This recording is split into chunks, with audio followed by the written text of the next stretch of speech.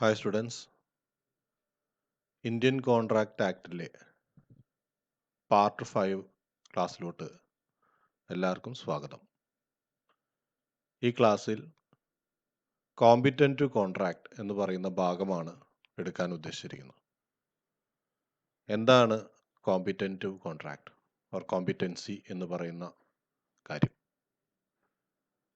നമുക്ക് പ്രായപൂർത്തിയാവുക എന്ന് പറയുന്ന ഒരു ടേമാണ് കോമ്പിറ്റന്റ് ടു കോൺട്രാക്ട് എന്ന് പറയുന്നത്, അല്ലെങ്കിൽ കപ്പാസിറ്റി ടു കോൺട്രാക്ട് എന്ന് പറയുന്നത്. പ്രായപൂർത്തിയാവുക, എന്തിനുള്ള പ്രായപൂർത്തി? നമുക്ക് ഒരു ഡ്രൈവിംഗ് ലൈസൻസ് കിട്ടുന്നതിനോ വോട്ടർ ഐ ഡി കിട്ടുന്നതിനോ നമുക്ക് അതിൻ്റേതായ ഒരു പ്രായപൂർത്തിയാവണം. നമ്മുടെ നിയമം അനുസരിച്ച് ഒരു ലൈസൻസോ വോട്ടർ ഐ ഡിയോ കിട്ടുന്നതിന് നമുക്ക് മിനിമം 18 വയസ്സാവണം. 18 വയസ്സാവാത്ത ഒരു വ്യക്തിക്കും ഒരു വോട്ടർ ഐ ഡിയോ ലൈസൻസോ കിട്ടാറില്ല. അതുപോലെ തന്നെയാണ് ഒരു കോൺട്രാക്റ്റ് കൂടുമ്പോൾ അല്ലെങ്കിൽ ഒരു എഗ്രിമെൻറ്റിൽ വരുമ്പോൾ ഒരു സിറ്റിസണ് അതിൻ്റേതായ പ്രായപരിധിയുണ്ട്. അങ്ങനെയുള്ള കാര്യങ്ങളാണ് ഈ ചാപ്റ്ററിൽ മെയിനായിട്ട് നിൽക്കുന്നത്. അതോടൊപ്പം തന്നെ ഒരു കോൺട്രാക്റ്റ് കൂടുന്ന വ്യക്തിക്ക് എന്തൊക്കെ കാര്യങ്ങൾ വേണം? അതായത് ഒരു ഇൻസെയിൻ പേഴ്സണ്, ഇൻസാനിറ്റി ഉള്ളൊരു വ്യക്തിക്ക് കോൺട്രാക്റ്റ് കൂടാൻ സാധിക്കുമോ ഇല്ലയോ? ഒരു മൈനറിന് കോൺട്രാക്റ്റ് കൂടാൻ സാധിക്കുമോ ഇല്ലയോ?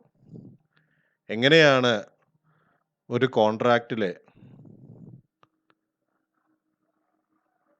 കാര്യങ്ങൾ അല്ലെങ്കിൽ ഒരു കോൺട്രാക്റ്റിലെ ഡിസിഷൻസ് മാനിപ്പുലേറ്റഡ് ആവുന്നത് എന്നുള്ള കാര്യങ്ങളാണ് മെയിനായും ഈ വിഷയത്തിൽ വരുന്നത്. ആദ്യമായി നമ്മൾ നോക്കുന്നത് ഇതിൻ്റെ ഡെഫിനിഷനിലോട്ടാണ്. കോമ്പിറ്റന്റ് ടു കോൺട്രാക്ട് ഏത് ഭാഗത്താണ് ആ ഡെഫിനിഷനിൽ വരുന്നത് എന്നാണ് നമ്മൾ ആദ്യം നോക്കുന്നത്. സെക്ഷൻ 10 പ്രകാരം ഇന്ത്യൻ കോൺട്രാക്ട് ആക്ട് എന്ന് പറയുന്നത് ഇങ്ങനെയാണ്: all agreements are contract if they are made by the free consent of the parties competent to contract for lawful consideration with lawful object and are not expressly declared to be void. ഇതിൻ്റെ ഡെഫിനിഷനിൽ പറയുന്നത് എല്ലാ എഗ്രിമെൻറ്റുകളും കോൺട്രാക്റ്റുകളാണ്. എങ്ങനെയാണെങ്കിൽ അതിലെ വ്യക്തികൾ പൂർണ്ണ സമ്മതത്തോടുകൂടി പ്രായപരിധിയായി ഒരു lawful consideration with a lawful object, അതോടൊപ്പം തന്നെ നിയമപരമായി വോയിഡ് ആവാത്ത കാര്യങ്ങളാണെങ്കിൽ എല്ലാ എഗ്രിമെൻസും ഒരു കോൺട്രാക്റ്റാണ്. ഇതിനു മുമ്പുള്ള ക്ലാസ്സുകളിലും ഞാൻ നിങ്ങളെ ഓർമ്മിപ്പിക്കാറുള്ള ഒരു കാര്യമാണ്, ഓൾ എഗ്രിമെന്റ്സ് ആർ കോൺട്രാക്ട് എന്ന് തുടങ്ങുന്ന ഈ സെക്ഷൻ 10 എന്ന് പറയുന്നത് ഇന്ത്യൻ കോൺട്രാക്ട് ആക്ടിൽ സെക്ഷൻ 2 മുതൽ സെക്ഷൻ 30 വരെ അടങ്ങുന്ന ഇതിൻ്റെയും ചുരുക്കമാണ്. ഈ സെക്ഷൻ്റെ പ്രാധാന്യം അത്രയുമാണ്. സെക്ഷൻ 10 അറിയുന്നു എന്ന് പറയുന്നെങ്കിൽ, സെക്ഷൻ 10 പഠിക്കണമെങ്കിൽ നമ്മൾ സെക്ഷൻ 2 മുതൽ 30 വരെ പഠിച്ചേ തീരൂ. അത് ഇനിയുള്ള ക്ലാസ്സുകളിൽ നമ്മൾ പഠിക്കുന്നതായിരിക്കും.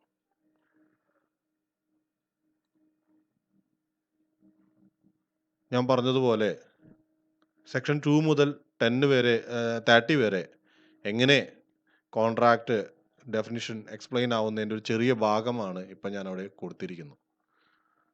All agreements are contract if they are made by the free consent.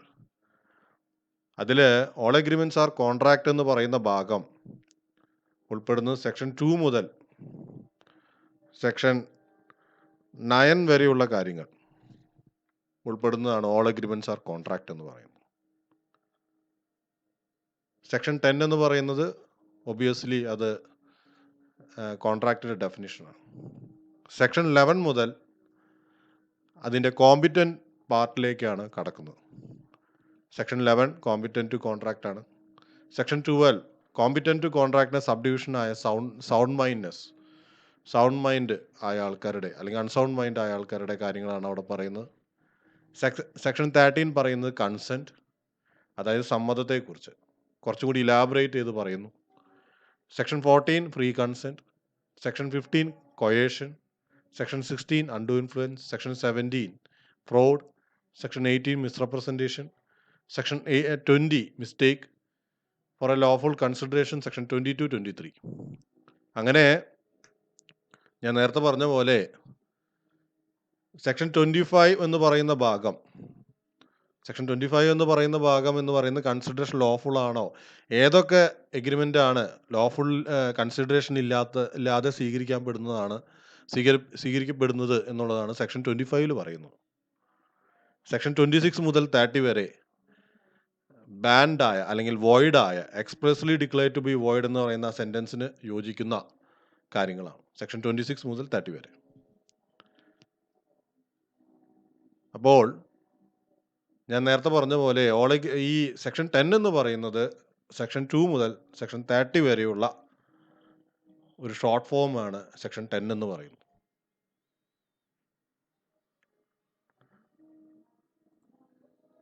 ആദ്യമായി നമുക്ക് സെക്ഷൻ 11ലേക്ക് കടക്കാം. സെക്ഷൻ 11 എന്ന് പറയുന്നത് കോമ്പിറ്റന്റ് ടു കോൺട്രാക്ട് എന്ന് പറയുന്ന ഭാഗത്തിലേക്കാണ്. എന്താണ് കോമ്പിറ്റൻസി? കോമ്പിറ്റൻസി എന്ന് പറയുന്നതിൻ്റെ മറ്റൊരു നാമമാണ് എലിജിബിലിറ്റി. ഒരു കോൺട്രാക്ട് കൂടുന്നതിൽ എന്തൊക്കെ എലിജിബിലിറ്റി വേണമെന്നാണ് അതിൽ പറയുന്നത്. അതിൽ പറയുന്നത് ഇത്രയേ ഉള്ളൂ: മൈനറും അൺസൗണ്ട് മൈൻഡും ആയിരിക്കുന്ന ഒരു വ്യക്തിക്ക് ഒരു കോൺട്രാക്ട് കൂടാൻ സാധിക്കുകയില്ല എന്നാണ് പറയുന്നത്. പക്ഷേ അതിന് അതിൻ്റേതായ എക്സെപ്ഷൻസ് ഉണ്ട്. സൗണ്ട് മൈൻഡിൻ്റെ കാര്യത്തിലായാലും മൈനറിൻ്റെ കാര്യത്തിലായാലും അതിൻ്റേതായ എക്സെപ്ഷൻസും അതിൻ്റേതായ വാലിഡിറ്റിയുമുണ്ട്. അതാണ് സെക്ഷൻ 12 പ്രകാരം പറയുന്നത്. സെക്ഷൻ 12 പഠിക്കുന്നതിനേക്കാളും മുമ്പ് നമുക്ക് അറിയേണ്ട ഒരു കാര്യം ആരാണ് മൈനർ, ആരാണ് മേജർ എന്നുള്ളതാണ്. നമ്മുടെ നിയമങ്ങളനുസരിച്ച് 18 വയസ്സിന് താഴെയുള്ളവരെ നമ്മൾ മൈനർ എന്നും 18 വയസ്സിന് മുകളിലുള്ളവരെ നമ്മൾ മേജർ എന്നും പറയുന്നു. അത് എന്തുകൊണ്ടാണ് അങ്ങനെ പറയുന്നത്, അല്ലെങ്കിൽ എന്തുകൊണ്ടാണ് അങ്ങനെ കണക്കാക്കുന്നത് എന്നുള്ളതാണ് ഞാനിപ്പോൾ നിങ്ങളുടെ മുമ്പിൽ വെച്ചിരിക്കുന്ന ആ ആക്ട്. ഇന്ത്യൻ മെജോറിറ്റി ആക്ട് 1875 പ്രകാരം സെക്ഷൻ 3 പ്രകാരം 18 വയസ്സിന് താഴെയുള്ളവരെ മൈനർ എന്നും 18 വയസ്സിന് മുകളിലുള്ളവരെ മേജർ എന്നും പറയപ്പെടുന്നു. ഈ ഇന്ത്യൻ മെജോറിറ്റി ആക്ട് തന്നെയാണ് എല്ലാ നിയമങ്ങളിലും യോഗ്യതാപരമായ കാര്യങ്ങൾക്ക് ഉപയോഗിക്കുന്നു. അതിപ്പോൾ ലൈസൻസ് ആയിക്കോട്ടെ, വോട്ടർ ഐ ഡി ആയിക്കോട്ടെ, ഈവൻ രജിസ്ട്രേഷൻ ആക്ട് പ്രകാരം, മാരേജ് രജിസ്ട്രേഷൻ്റെ ബന്ധപ്പെട്ട നിയമങ്ങൾ പ്രകാരവും ഇതേ ആക്ട് തന്നെയാണ് ഫോളോ ചെയ്യുന്നത്. അപ്പോൾ ഒരു മൈനറിന് കോൺട്രാക്ട് കൂടാൻ സാധിക്കുമോ എന്നുള്ള ആ കാര്യമാണ് ഇനി നമ്മൾ പഠിക്കുന്നത്. ഒരു മൈനറിന് ഒരിക്കലും ഒരു കോൺട്രാക്റ്റിൻ്റെ പാർട്ടി ആവാൻ സാധിക്കുകയില്ല. പക്ഷേ ഒരു മൈനറിന് ഒരു കോൺട്രാക്റ്റിൻ്റെ ഭാഗമാവാൻ സാധിക്കും. ഭാഗമാവാന്ന് വെച്ചാൽ ബെനഫിഷ്യറി ആവുക. ഫോർ എക്സാമ്പിൾ, 2 വ്യക്തികൾ കൂടി ഒരു കോൺട്രാക്റ്റ് ഉണ്ടാക്കുന്നു സി എന്ന് പറയുന്ന മൈനറിന് വേണ്ടി. ആ മൈനറിൻ്റെ നിത്യചെലവിന് വേണ്ടിയും മറ്റു കാര്യങ്ങൾക്കും വേണ്ടിയാണ് ആ കോൺട്രാക്റ്റ് കൂടിയിട്ടുണ്ടെങ്കിൽ അതിനെ വാലിഡിറ്റി ആയിട്ടാണ് കണക്കാക്കാറ്. ഇനി മൈനറിന് കൂടാൻ പറ്റുന്നതും കൂടാൻ പറ്റാത്ത കോൺട്രാക്റ്റുകളുമുണ്ട്. ഒരു മൈനറിന് ഒരു ഷെയർ ഹോൾഡറായിട്ടിരിക്കാൻ സാധിക്കുകയില്ല. അതുപോലെ തന്നെ പാർട്ട്ണർഷിപ്പ് ഡീഡിൽ പാർട്ട്ണറായിട്ടിരിക്കാനും സാധിക്കുകയില്ല.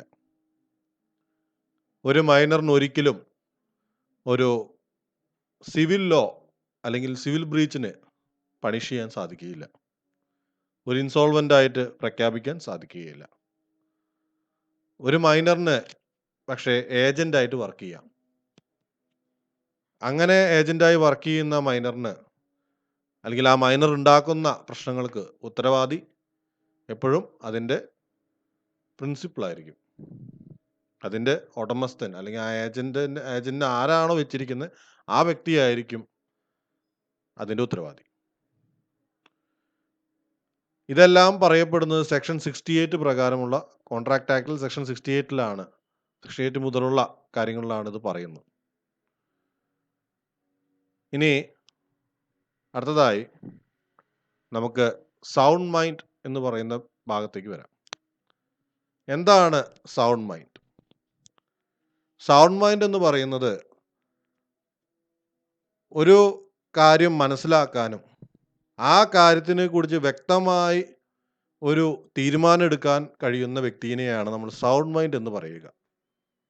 സാധാരണ നോർമലായ എല്ലാ വ്യക്തികളെയും നമ്മൾ സൗണ്ട് മൈൻഡ് എന്നും അബ്നോർമലായ വ്യക്തികളെ നമ്മൾ അൺസൗണ്ട് മൈൻഡ് എന്ന് പറയുന്ന കാറ്റഗറിയിലാണ് പെടുത്താറ്. അൺസൗണ്ട് മൈൻഡിന് ആയ ഒരു വ്യക്തിക്ക് ഒരു കാര്യങ്ങൾ മനസ്സിലാക്കാനോ ആ കാര്യത്തിനെ കുറിച്ച് വ്യക്തമായൊരു തീരുമാനം എടുക്കാനോ സാധിക്കാറില്ല. അങ്ങനെയുള്ള വ്യക്തികൾ ഒരു കോൺട്രാക്റ്റിൻ്റെ ഭാഗമാവാൻ സാധിക്കില്ല. അങ്ങനെയുള്ള വ്യക്തികൾ കോൺട്രാക്റ്റിൽ ഭാഗമായാൽ ഇറ്റ് വിൽ ബി വോയിഡ് ആബിനേഷ്യോ. അതായത് അത് കൂടുന്ന സമയത്ത് തന്നെ അത് വാലിഡിറ്റി ഉണ്ടാവുന്നതല്ല, അല്ലെങ്കിൽ നിയമപരമായി അത് പ്രാബല്യത്തിൽ വരാത്തതായിരിക്കും. ഇതിൽ ഇമ്പോർട്ടൻ്റ് ആയ ഒരു ഭാഗമാണ് ഇനി ഞാൻ പറയാൻ പോകുന്നത്. അൺസൗണ്ട് മൈൻഡ് ആയിരിക്കുന്ന ഒരു വ്യക്തിക്ക് എപ്പോഴും ഒരു കോൺട്രാക്റ്റ് കൂടാൻ സാധിക്കില്ല എന്നല്ല അവിടെ പറയുന്നു. ഒരു അൺസൗണ്ട് മൈൻഡ് ആയിരിക്കുന്ന വ്യക്തിക്ക്, അബ്നോർമൽ ആയിരിക്കുന്ന വ്യക്തിക്ക് നോർമൽ സമയത്ത് ഒരു കോൺട്രാക്റ്റ് കൂടാൻ സാധിക്കും. അങ്ങനെയുള്ള കോൺട്രാക്റ്റുകൾ എപ്പോഴും വാലിഡ് ആയിരിക്കും. എന്നാൽ അബ്നോർമലായി വീണ്ടും പോവുകയാണെങ്കിൽ ആ കാലഘട്ടത്തിൽ ഉപയോഗിക്കുന്ന അല്ലെങ്കിൽ ആ കാലഘട്ടത്തിൽ കൂടുന്ന കോൺട്രാക്റ്റുകൾ വോയിഡ് ആയിരിക്കും. ഇങ്ങനെ ഒരു പ്രത്യേകതയും കൂടി അൺസൗണ്ട് മൈൻഡിൻ്റെ കാറ്റഗറിയിൽ വരുന്നുണ്ട്. അതായത് ഒരു അബ്നോർമലായ വ്യക്തി ജാനുവരിയിൽ അബ്നോർമലായിരുന്നു, പക്ഷെ ഫെബ്രുവരിയിൽ നോർമലായിരുന്നു. ഫെബ്രുവരി കാലഘട്ടത്തിൽ അദ്ദേഹം കൂടിയിരുന്ന കോൺട്രാക്റ്റുകൾ വാലിഡാണ്. പക്ഷെ അദ്ദേഹം മാർച്ചിൽ വീണ്ടും അബ്നോർമൽ ആവുകയാണ്, അൺസൗണ്ട് മൈൻഡ് കാറ്റഗറിയിൽ പോവുകയാണെങ്കിലും ഫെബ്രുവരിയിൽ കൂടിയിരിക്കുന്ന കോൺട്രാക്റ്റുകൾ അപ്പോഴും വാലിഡ് തന്നെയായിരിക്കും. എന്നാൽ ജാനുവരിയിലും മാർച്ചിലും കൂടിയ കോൺട്രാക്റ്റുകൾ വോയിഡ് ആയിരിക്കും. ഇതാണ് അവിടെ ശ്രദ്ധിക്കേണ്ട ഒരു കാര്യം. ഇനി അൺസൗണ്ട് മൈൻഡ് കാറ്റഗറിയിൽ വരുന്ന പര്യായങ്ങൾ അല്ലെങ്കിൽ അത് ബന്ധപ്പെട്ടിരിക്കുന്ന ആ ഒരു പദങ്ങൾ നമുക്ക് നോക്കാം. ഒന്ന്, ഇഡിയോട്ടിക് ആയ ആൾക്കാർ, ഇൻസാനിറ്റി ബാധിച്ചവർ, ഡ്രങ്ക്നെസ്. ഡ്രങ്ക്നെസ് എന്ന് പറയുമ്പോൾ ഡ്രങ്ക്നെസ് ആയിരിക്കുന്ന സമയത്ത്, അതായിരിക്കുന്ന ഇൻടോക്സിക്കേഷൻ നടന്ന ആ സമയത്ത് ഒരു കോൺട്രാക്റ്റ് കൂടുകയാണെങ്കിൽ അത് വോയിഡ് ആയിരിക്കും. അങ്ങനെയുള്ള ഈ ഡ്രങ്ക്നെസ് മറ്റ് കാര്യങ്ങളിലെ മറ്റു ഇഡിയോട്ടിക് ആയാലും ഇൻസാനിറ്റി ആയാലും ഡ്രങ്ക്നെസ്, ഹിപ്നോട്ടിസം, ഇതെല്ലാം ഈ രണ്ട് കാര്യങ്ങളും വളരെ ടെമ്പററിയാണ്. അതുകൊണ്ട് തന്നെ ഈ രണ്ട് കാര്യങ്ങളിലും ആ പെർട്ടിക്കുലർ ടൈമിൽ മാത്രം കൂടുന്ന കോൺട്രാക്റ്റുകൾ വോയിഡ് ആയിരിക്കും. വൺസ് ദേ ബിക്കെയിം നോർമൽ, ആ സമയത്ത് കൂടുന്ന കോൺട്രാക്റ്റുകൾ വാലിഡ് ആയിരിക്കും. ഇനി അടുത്തതായി നമ്മൾ നോക്കുന്നത് സെക്ഷൻ 13. ഒരു തരത്തിൽ പറഞ്ഞു കഴിഞ്ഞാൽ കോൺട്രാക്റ്റ് ആക്ടിലെ ഏറ്റവും ഇമ്പോർട്ടൻ്റ് ആയ മറ്റൊരു സെക്ഷനും കൂടിയാണ് സെക്ഷൻ 13 എന്ന് പറയുന്നത്. നമ്മൾ കോൺട്രാക്റ്റിൻ്റെ ഡെഫിനിഷൻ പഠിക്കുമ്പോൾ സെക്ഷൻ 10 പ്രകാരം പറയുന്നത് ഒരു ലോഫുൾ കൺസിഡറേഷൻ വേണമെന്നാണ്. അതോടൊപ്പം തന്നെ ഓൾ അഗ്രിമെന്റ്സ് ആർ കോൺട്രാക്ട്, ഒരു കൺസിഡറേഷൻ ഇല്ലാത്ത ഒരു കോൺട്രാക്റ്റും വാലിഡിറ്റി ഇല്ല എന്നാണ്. എന്താണ് കൺസിഡറേഷൻ? കൺസിഡറേഷൻ നമ്മൾ സെക്ഷൻ 2 ക്ലോസ് ഡി പ്രകാരം അറ്റ് ദ ഡിസയർ, അതായത് ഡിസയർ എന്ന് പറയുന്നത് എന്താണ്? സമ്മതം. That means consent. അപ്പോ കൺസെന്റ് എന്ന് പറയുന്ന ഒരു കൺസെന്റ് ഇല്ലാത്ത ഒരു കോൺട്രാക്ട് നിയമപരമായി പ്രാബല്യത്തിൽ വരാത്തതാണ്. ഇത്രയുമാണ് നമ്മൾ ഇത്രയും ദിവസങ്ങളിൽ നമ്മൾ പഠിച്ചുകൊണ്ടിരുന്നത്.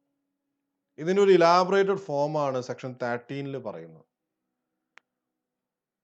സെക്ഷൻ 13 പ്രകാരം രണ്ടോ അതിൽ കൂടുതലോ ആൾക്കാർ ഒരു കാര്യത്തെക്കുറിച്ച് ഒരേ സമയം പറയുന്നത് അല്ലെങ്കിൽ അതിനെപ്പറ്റി എഗ്രി ചെയ്യുന്ന ഒരു കാര്യത്തിനെയാണ് കൺസെന്റ് എന്ന് പറയുന്നത്.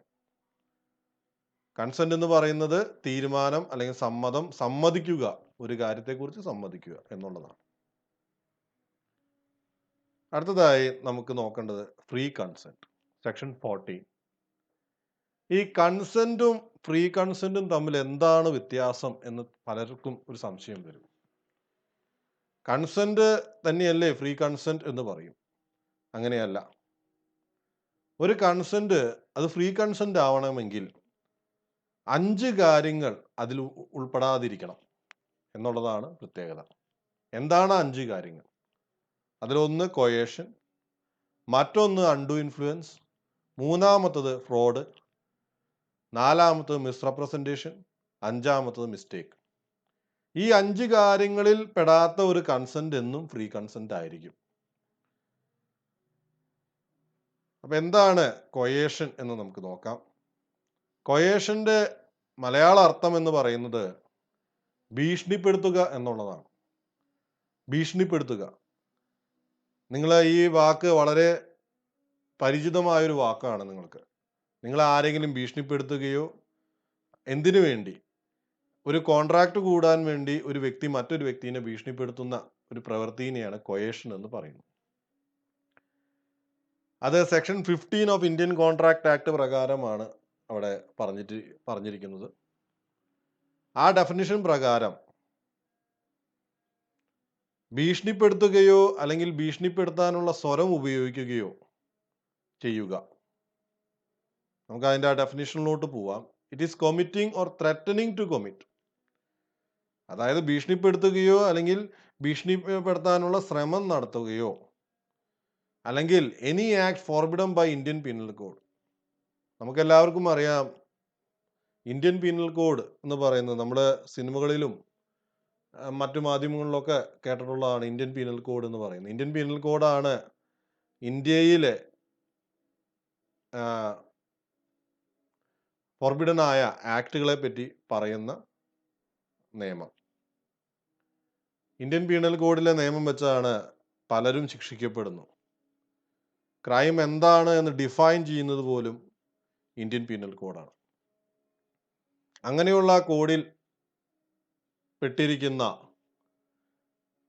നിരോധാജ്ഞ അല്ലെങ്കിൽ ഫോർബിഡനായ കുറ്റങ്ങൾ ചെയ്യുകയോ അല്ലെങ്കിൽ അങ്ങനെ ചെയ്യുമെന്ന് ഭീഷണിപ്പെടുത്തുകയോ, അതുമല്ലെങ്കിൽ അൺലോഫുൾ ഡീറ്റെയിൽ എന്ന് പറയുന്നത് അന്യായമായി തടഞ്ഞു വെക്കുക, അല്ലെങ്കിൽ അന്യായമായി ഓർ ത്രെറ്റനിങ് ടു ഡീറ്റെയിൻ എന്ന് പറയുന്നത് അന്യായമായി അങ്ങനെ തടഞ്ഞു വെക്കുമെന്ന് ഭീഷണിപ്പെടുത്തുക. എന്തിനു വേണ്ടിയാണ് അങ്ങനെ ചെയ്യുന്നത്? ഒരു കോൺട്രാക്റ്റിൽ അല്ലെങ്കിൽ ഒരു എഗ്രിമെന്റിൽ ഒപ്പിടുന്നതിന് വേണ്ടി. ഒരു കോൺട്രാക്റ്റിൽ അല്ലെങ്കിൽ മറ്റൊരു എഗ്രിമെന്റിൽ ഒപ്പിടുന്നതിന് വേണ്ടി ഒരാളെ ത്രെറ്റൻ ചെയ്യുകയോ അല്ലെങ്കിൽ ഇന്ത്യൻ പീനൽ കോഡ് പ്രകാരമുള്ള കുറ്റങ്ങൾ ചെയ്യുകയോ അല്ലെങ്കിൽ അങ്ങനെ ചെയ്യുമെന്ന് പറയുകയോ അല്ലെങ്കിൽ ഒരു വ്യക്തിയെ അൺലോഫുള്ളായി ഡീറ്റെയിൻ ചെയ്യുകയോ അല്ലെങ്കിൽ അങ്ങനെ ചെയ്യുമെന്ന് ഭീഷണിപ്പെടുത്തുകയോ ചെയ്യുന്ന കാര്യങ്ങളെയാണ് കൊയേഷൻ എന്ന് പറയുന്നത്. ചുരുക്കത്തില് ഭീഷണിയോടെ ഒരാളെ എഗ്രിമെന്റിൽ ഭാഗമാക്കുന്നതാണ് കൊയേഷൻ. അത് സെക്ഷൻ 15 പ്രകാരം ഇന്ത്യൻ കോൺട്രാക്ട് ആക്ട് നിരോധിക്കപ്പെട്ടിരിക്കുന്നതാണ്. അങ്ങനെയുള്ള കൺസെന്റുകൾ ഒരു ഫ്രീ കൺസെന്റായി ഇന്ത്യൻ കോൺട്രാക്ട് ആക്ട് പരിഗണിക്കുന്നില്ല. അങ്ങനെയുള്ള കോൺട്രാക്റ്റുകൾ എപ്പോഴും വോയിഡ് ആയിരിക്കും. അടുത്തതായി നമുക്ക് നോക്കാനുള്ളത് undue influence. Section 16 of Indian contract ആക്ടിലാണ് അൺഡു ഇൻഫ്ലുവൻസിനെ പറ്റി പറയുന്നത്. അൺഡു ഇൻഫ്ലുവൻസിന്റെ മലയാള അർത്ഥം എന്ന് പറയുന്നത് സ്നേഹപൂർണമായ വശീകരണം. സ്നേഹപൂർണമായ വശീകരണം. അതായത് സ്നേഹത്തോടെ ഒരു വ്യക്തിയോട് അല്ലെങ്കിൽ ആ വ്യക്തിയെ വശീകരിച്ച് ഒരു കോൺട്രാക്റ്റിന്റെ ഭാഗമാക്കുക. സെക്ഷൻ 16 രണ്ട് വേർഡാണ് അതിനെ ഡിനോട്ട് ചെയ്യുന്നത്. ഒന്ന് ഡോമിനേറ്റ് വിൽ ഓഫ് അതേഴ്സ്. അതായത് നിങ്ങളുടെ തീരുമാനത്തെ വശീകരണത്തിലൂടെ മാറ്റാൻ ശ്രമിക്കുക. അല്ലെങ്കിൽ നിങ്ങളുടെ ഒരു കോൺട്രാക്റ്റിൽ ചേരുകയില്ല എന്നുള്ള തീരുമാനത്തെ വശീകരിച്ച് ആ കോൺട്രാക്റ്റിൽ ചേരാൻ വേണ്ടിയുള്ള കാര്യങ്ങൾ ചെയ്യുക. അതാണ് സെക്ഷൻ 16 പ്രകാരം അൺഡു ഇൻഫ്ലുവൻസ് പ്രകാരം പറയപ്പെടുന്നു. അപ്പൊ നമുക്കതിലെ അതായത് സെക്ഷൻ 15ന്റെ നേരെ ഓപ്പോസിറ്റ് ആണ് സെക്ഷൻ 16. സെക്ഷൻ 15 പറയുന്നത് ഭീഷണിപ്പെടുത്തി ഒരാളെ കോൺട്രാക്റ്റിൽ എത്തിക്കുക എന്നാണെങ്കിൽ സെക്ഷൻ 16 പറയുന്നത് സ്നേഹിച്ച് വശീകരിച്ച് ഒരു കോൺട്രാക്റ്റിന്റെ ഭാഗമാക്കുക എന്നുള്ളതാണ്. അങ്ങനെയുള്ള കോൺട്രാക്റ്റുകൾ, അതായത് സെക്ഷൻ 16 സ്നേഹിച്ച് വശീകരിച്ച് നിങ്ങളുടെ തീരുമാനത്തിനെ കോൺട്രാക്റ്റിന്റെ ചേരാനുള്ള ആക്കിക്കൊണ്ടുള്ള ആ പ്രവൃത്തിയും ഇന്ത്യൻ കോൺട്രാക്ട് ആക്ട് പ്രകാരം തടയപ്പെട്ടിട്ടുള്ളതാണ്, അല്ലെങ്കിൽ ഇറ്റ്സ് എ ഫോർബിഡൻ ആക്ട്. അങ്ങനെയുള്ള കൺസെന്റുകൾ ഒരിക്കലും ഫ്രീ കൺസെന്റ് ആവുകയില്ല എന്നാണ് ഇന്ത്യൻ കോൺട്രാക്ട് ആക്ട് പറയുന്നത്. അടുത്തതായി ഫ്രോഡ് എന്ന് പറയുന്ന ഒരു വേർഡാണ്. ഫ്രോഡ് നമുക്ക് എല്ലാവർക്കും പരിചിതമുള്ള ഒരു വാക്കാണ്. ഈവൺ അതിനെപ്പറ്റി ഒരു സിനിമ വരെയുണ്ട്.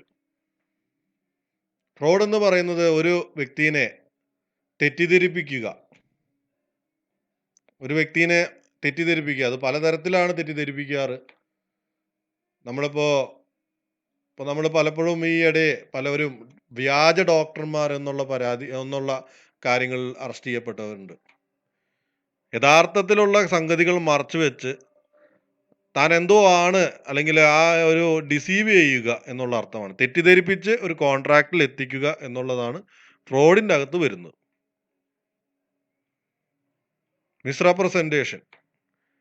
മിസ്റെപ്രസെന്റേഷനും ഫ്രോഡും തമ്മിൽ ചെറിയൊരു വ്യത്യാസമേ ഉള്ളൂ. ഫ്രോഡിൽ ഒരു വ്യക്തിപരമായിട്ടാണെങ്കിൽ മിസ്റെപ്രസെന്റേഷനിൽ പറയുന്നത് ഒരു പോസിറ്റീവായ ഒരു കാര്യം, ഒരു ഇൻഫർമേഷൻ, അതായത് ഒരു കാര്യം പോസിറ്റീവായി ഉണ്ട് എന്നും അത് എക്സിസ്റ്റ് ചെയ്യുന്നുണ്ടെന്നും പറഞ്ഞ് ഒരാളെ തെറ്റിദ്ധരിപ്പിക്കുക എന്നുള്ളതാണ്. അതായത് അങ്ങനെ ഒരു കാര്യം അവിടെ ഇല്ല, അങ്ങനൊരു കാര്യം അല്ലെങ്കിൽ എന്തെങ്കിലും ഒരു സംഗതി അവിടെ ഇല്ല. ഇപ്പൊ ഫോർ എക്സാമ്പിൾ നമ്മുടെ നാട്ടില് ഏതെങ്കിലും ഒരു വസ്തുത അല്ലെങ്കിൽ ഏതെങ്കിലും ഒരു പ്രത്യേകത ഉണ്ട് എന്ന് തെറ്റിദ്ധരിപ്പിച്ച് അതിനു വേണ്ടി കോൺട്രാക്റ്റിൽ കൂടിപ്പിക്കുക, അതാണ് മിസ്റെപ്രസെന്റേഷൻ എന്ന് പറയുന്നത്. അല്ലെങ്കിൽ ഇപ്പോ നമ്മുടെ മിസ്റെപ്രസെന്റേഷന്റെ ഒരു എക്സാമ്പിൾ എന്ന് പറയുന്നത് നമ്മുടെ സൈബർ ക്രൈംസ് സത്യത്തിൽ ഇതിന്റെ ഒരു ഭാഗമാണ്. നിങ്ങൾക്ക് ഇന്ന ഇതിൽ ഭാഗമായാൽ ഇത്ര രൂപ കിട്ടും എന്ന് പറഞ്ഞ് നിങ്ങളെ തെറ്റിദ്ധരിപ്പിക്കുന്ന കാര്യങ്ങളും മിസ്റെപ്രസെന്റേഷനിൽ പെടുന്നതാണ്. അടുത്തതായി മിസ്റ്റേക്ക് എന്ന് പറയുന്ന വേർഡാണ്. മിസ്റ്റേക്ക് സത്യത്തിൽ 2 തരത്തിലുണ്ട്. ഒന്ന് മിസ്റ്റേക്ക് ഓഫ് ലോ, മറ്റൊന്ന് mistake of fact. Mistake of law സാധാരണ എല്ലാ വിദ്യാർത്ഥികളും തെറ്റിദ്ധരിക്കുന്ന ഒരു കാര്യമാണ്. മിസ്റ്റേക്ക് ഓഫ് ലോ നിയമത്തിലുള്ള തെറ്റ് എന്നാണ് സാധാരണ എല്ലാ വിദ്യാർത്ഥികളും വിചാരിച്ചു വെച്ചിരിക്കുന്നത്. എന്നാൽ അങ്ങനെയല്ല. സത്യത്തില് മിസ്റ്റേക്ക് ഓഫ് ലോ എന്ന് പറയുന്നത് ഇങ്ങനെയാണ്. നമ്മുടെ ഇന്ത്യയിലെ എല്ലാ നിയമങ്ങളും ഒരു സിറ്റിസണ് അറിയാമെന്നുള്ള താണ് വെപ്പ്. ഒരു സിറ്റിസണ് ഇന്ത്യൻ നിയമങ്ങളെ പറ്റി അറിയണം എന്നുള്ളത് അത് അവന്റെ കടമയാണ്. ഇതിന്റെ ഒരു സേയിങ് ഉള്ളത്, ignorance of law is no excuse എന്ന് പറയുന്ന ഒരു ഒരു വാക്യമുണ്ട്. Ignorance of law is not excuse. അതായത് നിയമത്തെ പറ്റി അറിയുകയില്ല എന്ന് പറയുന്നത് ഒരു എക്സ്ക്യൂസ് അല്ല എന്നാണ് പറയപ്പെടുന്നത്. നിങ്ങൾ ഇന്ത്യയിലാണെങ്കിൽ ഇന്ത്യയിലെ എല്ലാ നിയമങ്ങളെ പറ്റി നിങ്ങൾക്കൊരു ധാരണ വേണം. ഒരു എക്സാമ്പിൾ ഞാൻ പറയാം. നമുക്ക് എല്ലാവർക്കും അറിയാം പൊതുസ്ഥലങ്ങളിൽ സ്പിറ്റ് ചെയ്യരുത് എന്നുള്ളത്. പക്ഷെ നമ്മൾ ആരും അതിങ്ങനെ പാലിക്കാറില്ല. പക്ഷെ നമ്മൾ അങ്ങനെ പാലിക്കാതെ അതിൻ്റെ അതിന് പീനലൈസ്ഡ് ആവുമ്പോൾ, അതിന് ശിക്ഷ കിട്ടുമ്പോഴാണ് അത് അങ്ങനെ ഒരു നിയമമുണ്ട് എന്ന് പലരും അറിയുന്നത് തന്നെ. പലരും അതിന് ഒരു ഉപാധി അല്ലെങ്കിൽ അതിനൊരു തടസ്സം പോലെ പറയുന്നത് എനിക്ക് അങ്ങനെ ഒരു നിയമം ഉണ്ടെന്ന് അറിയില്ലായിരുന്നു എന്ന് പറയാൻ സാധിക്കുകയില്ല. അതാണ് മിസ്റ്റേക്ക് ഓഫ് ലോ എന്ന് പറയാൻ കാരണം. മിസ്റ്റേക്ക് ഓഫ് ലോ എന്ന് പറയുന്നത്. ഓക്കെ, ഇതെങ്ങനെ കോൺട്രാക്റ്റിൽ ഭാഗമാകുന്നു എന്നായിരിക്കും നിങ്ങൾ ചിന്തിക്കുന്നു. ഇപ്പോ ഒരു കോൺട്രാക്ട്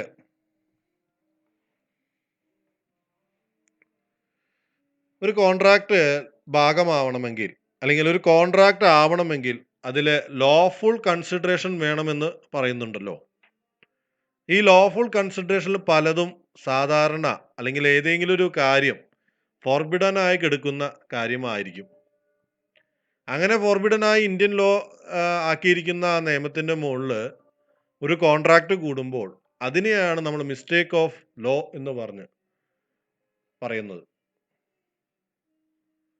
ഓക്കെ, അല്ലാതെ ഇന്ത്യൻ നിയമത്തിലെ മിസ്റ്റേക്കിനെ അല്ല അവിടെ ഉദ്ദേശിക്കുന്നത്. ഓക്കെ, അതായത് ഒരു കോൺട്രാക്ട് നിങ്ങൾ കൂടുമ്പോൾ ആ കോൺട്രാക്ടിന്റെ ഒബ്ജക്റ്റ് അല്ലെങ്കിൽ കൺസിഡറേഷൻ ചിലപ്പോൾ ഇന്ത്യൻ നിയമം അനുസരിച്ച് ഫോർബിഡൻ ആയിരിക്കും. അപ്പൊ അങ്ങനെയുള്ള കോൺട്രാക്റ്റുകൾ ചിലപ്പോൾ മറ്റു രാജ്യങ്ങളിൽ വാലിഡ് ആയിരിക്കും. ഇന്ത്യൻ നിയമം അനുസരിച്ച് അത് ഫോർബിഡൻ ആണെങ്കിലും മറ്റു രാജ്യത്ത് അത് ഫോർബിഡൻ അല്ല, that is valid. For example, ഇപ്പോൾ നമ്മൾ കൺസിഡറേഷൻ എടുത്ത് നോക്കുകയാണെങ്കിൽ പാസ്റ്റ് കൺസിഡറേഷൻ ഇന്ത്യയിൽ വാലിഡിറ്റി ഉള്ളതാണ്. പക്ഷേ പാസ്റ്റ് കൺസിഡറേഷൻ ബ്രിട്ടനിൽ വാലിഡിറ്റി ഇല്ല. അപ്പൊ നിങ്ങൾ ബ്രിട്ടനിലുള്ള നിയമം ഇന്ത്യയിലെ നിയമം വെച്ച് ബ്രിട്ടനിലേക്ക് ചെല്ലുമ്പോൾ അവിടെ അത് എന്താ പറയുക, മിസ്റ്റേക്ക് ഓഫ് ഫോറിൻ ലോ എന്നുള്ള കാറ്റഗറിയിൽ പെടും. Okay, mistake of foreign law എന്നുള്ള കാറ്റഗറിയിൽ പെടുന്നതാണ്. അതുപോലെ തന്നെയാണ് ബ്രിട്ടനിലുള്ള ഒരു ആക്ട്. ഇപ്പോൾ for example United States of അമേരിക്കയിൽ ഒരു സിറ്റിസന് തോക്ക് കൈവശം വെക്കാനുള്ള അധികാരം ഭരണഘടനാപരമായി കൊടുത്തിട്ടുള്ളതാണ്. അണ്ടർ പ്രൈവറ്റ് ഡിഫൻസിൽ ഒരു വ്യക്തിക്ക് അവിടെ ഒരു തോക്കോ വെക്കാനുള്ള അവകാശമുണ്ട്. ആ നിയമം അങ്ങനെ അവിടെ ഉണ്ടെങ്കിലും അത് വെച്ച് നമുക്ക് ഇന്ത്യയിൽ നമുക്കൊരു കൈവശം വെക്കാനുള്ള അവകാശമില്ല.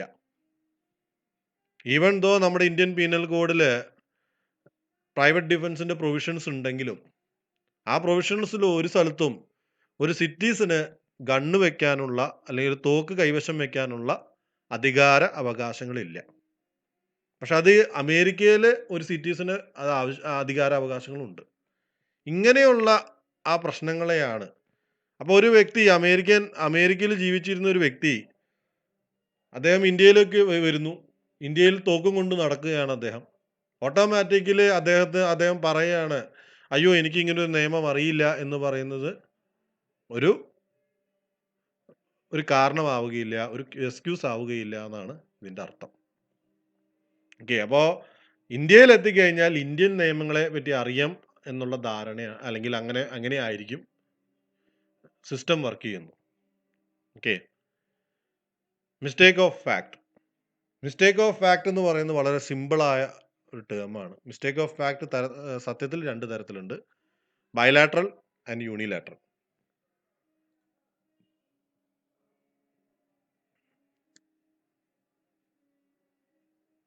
ഇതില് ഇഗ്നോറൻസ് ഓഫ് ലോയില് ഞാൻ നേരത്തെ പറഞ്ഞ ആ സ്ലൈഡിലേക്കാണ് ഇപ്പോൾ വന്നത് സത്യത്തിൽ. അതുകൊണ്ടാണ് വീണ്ടും പറയുന്നത്. A contract is not voidable because it caused by mistake as any law in force in India. അതായത് ഇന്ത്യയിൽ നിരോധിക്കപ്പെട്ട നിയമങ്ങളിൽ ഉണ്ടായിരിക്കുന്ന ഒരു കോൺട്രാക്റ്റിന് നമ്മൾ മിസ്റ്റേക്ക് ഓഫ് ലോ എന്ന് പറഞ്ഞ രീതിയിലാണ് നമ്മൾ അതിനെ വോയിഡബിൾ ആക്കുന്നത്. A contract is not voidable. അതായത് ഇന്ത്യയിലൊരു നിയമമുണ്ട്, അത് അത് അത് പ്രകാരം അത് തെറ്റാണ്, അല്ലെങ്കിൽ അത് ഫോർബിഡൻ ആണെങ്കിലും ആ കോൺട്രാക്ട് വോയിഡബിൾ ആവുന്നില്ല എന്നാണ് അതിൻ്റെ അർത്ഥം. പക്ഷേ അത് അത് എൻഫോഴ്സ് ചെയ്യാൻ ഇന്ത്യയിൽ സാധിക്കുമില്ല. കുറച്ചുകൂടി ക്ലിയർ ആയിട്ട് പറയാം. A contract is not voidable because it was caused by a mistake as to any law in force in India. ഞാൻ നേരത്തെ ഈ അമേരിക്കയുടെ കാര്യം പറയുമ്പോൾ, അതായത് ഒരു അമേരിക്കൻ സിറ്റിസന് ഒരു ഗണ്ണ് പിടിക്കാനുള്ള അധികാരം അവരുടെ ഭരണഘടനാപരമായി കൊടുത്തിട്ടുണ്ടെങ്കിലും ആ വ്യക്തി ഇന്ത്യയിൽ വരുമ്പോൾ ഗണ്ണ് പിടിക്കാനുള്ള അധികാരം അദ്ദേഹത്തിന് ഇല്ല.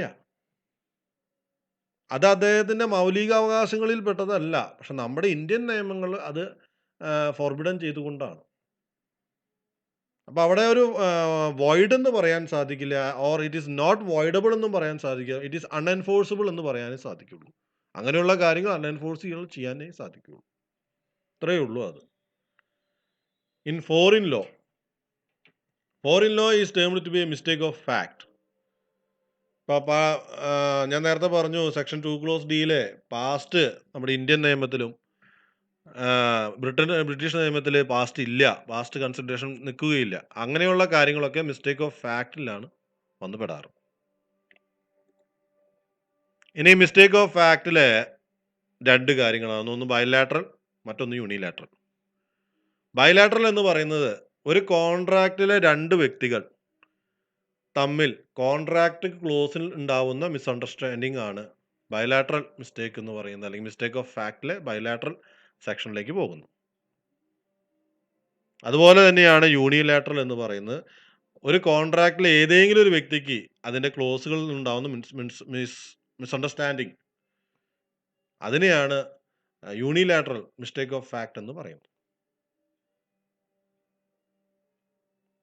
അപ്പോൾ ഇന്ന് നമ്മൾ ഈ കണ്ട മാനദണ്ഡങ്ങൾ ഉണ്ടെങ്കിൽ മാത്രമാണ് കോമ്പിറ്റൻസി അല്ലെങ്കിൽ കോമ്പിറ്റന്റ് കോൺട്രാക്ട് ഫുൾഫിൽ ആവുകയുള്ളൂ. നിങ്ങൾക്ക് എൻ്റെ ക്ലാസ് ഇഷ്ടപ്പെട്ടു എന്ന് ഞാൻ പ്രതീക്ഷിക്കുന്നു. എന്തെങ്കിലും സംശയങ്ങളും ഉണ്ടെങ്കിൽ നിങ്ങൾ കമൻറ്റ് ബോക്സിൽ അഭിപ്രായപ്പെടുക. നിങ്ങൾക്ക് എൻ്റെ ക്ലാസ് ഇഷ്ടപ്പെട്ടെങ്കിൽ അത് ലൈക്ക് ചെയ്ത് സബ്സ്ക്രൈബ് ചെയ്ത്